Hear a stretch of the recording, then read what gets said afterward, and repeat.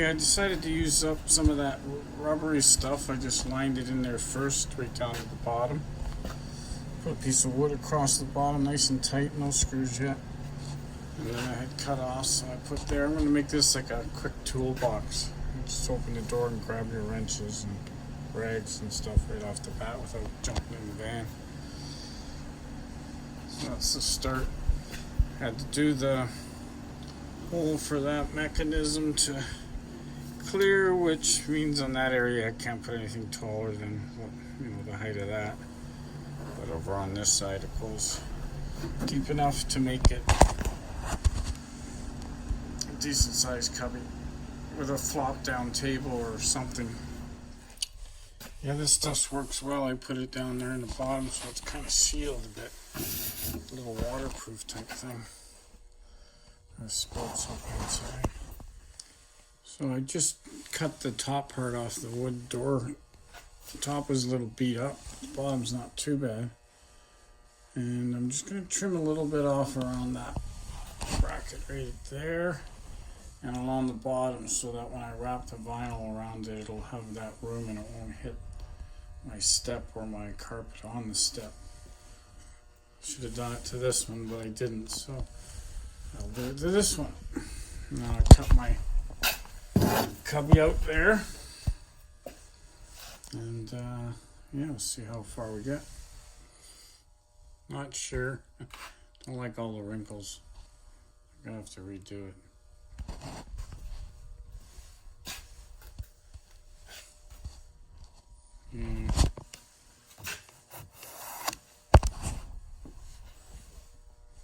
We'll see. So this is the back door cubby finished. And insulate it. This side I kind of put a cover on it. Trimmed it out. Fairly deep. So, not sure on the top half of the door, and that's the puzzling part. So I was looking at this, and this is where the handle usually goes, like on a door, but this one doesn't have the handle because it's the second one, but the opening's here. So I filled it in with little pieces of wood. I slid them down here, the back piece, so it's all wrapped with leatherette, and it goes down, a few inches down, and then when you shut it, it's basically going to be on the bed line. This would be a good place to put your iPhone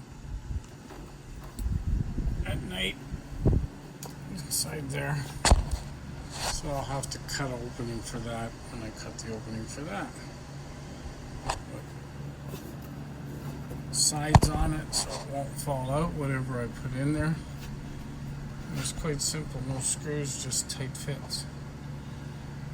And I'll put a screw right there where the one upright is, and the other upright's here, just to hold it.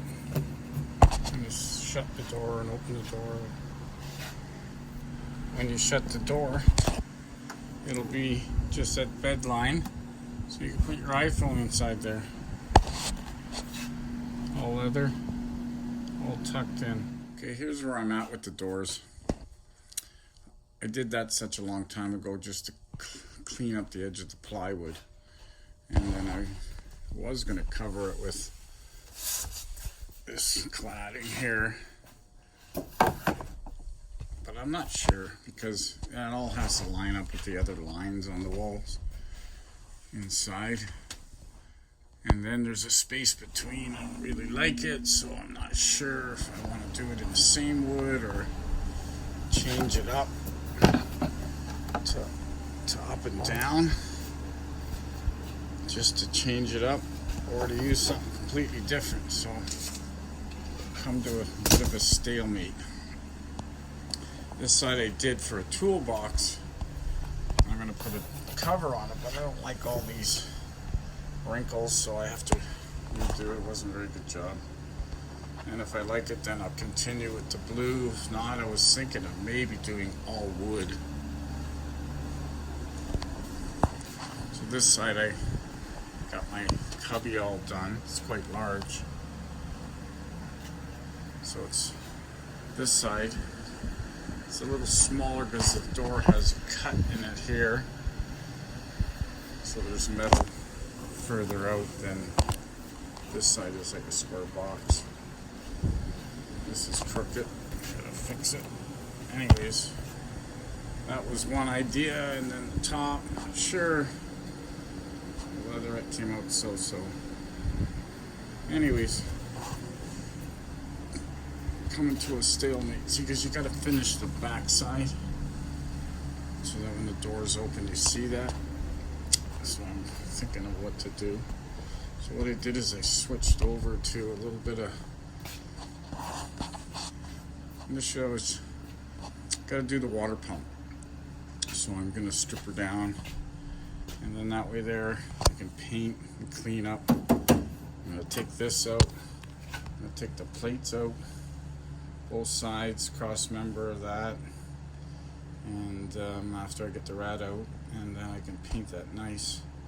Gives a chance to bring it up to, you know, in this area here where the silver is, I just got to clean it with spray 9. It'll come out really nice. Don't have to touch any of the original paint. This metal is kind of black. It's rusty, so I'll fix that. Here's a good hack.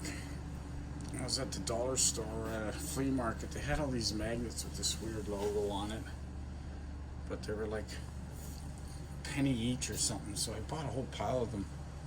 And then you just put your plastic like that and you put your magnets on.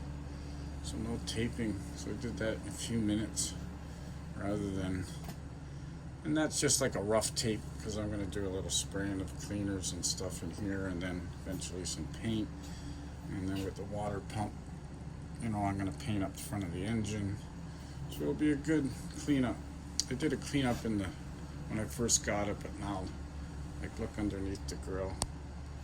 And the grill's in really good shape, but I painted the other one on my 76, so I'm going to give this a clean up. There's some brake fluids marks on it and stuff like that. So that takes time, so you do a little bit at a time, let it dry properly, and then I can work on my doors. But I got the weekend coming and I don't want to be stalled. Right on.